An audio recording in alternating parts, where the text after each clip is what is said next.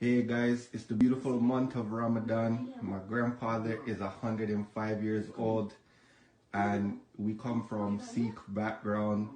I took my Shahada when I was 21 and today my grandfather here is going to take his Shahada because now he's weak, he can barely talk, and the angel's probably going to come for his ruh soon. So here we go, guys.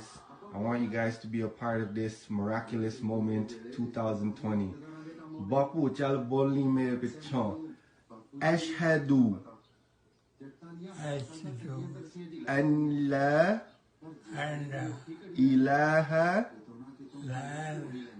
il Allah wa ashhadu anna Muhammad the Rasul Allah. As you can see, he's using his left hand to make the finger because his right hand has completely stopped working.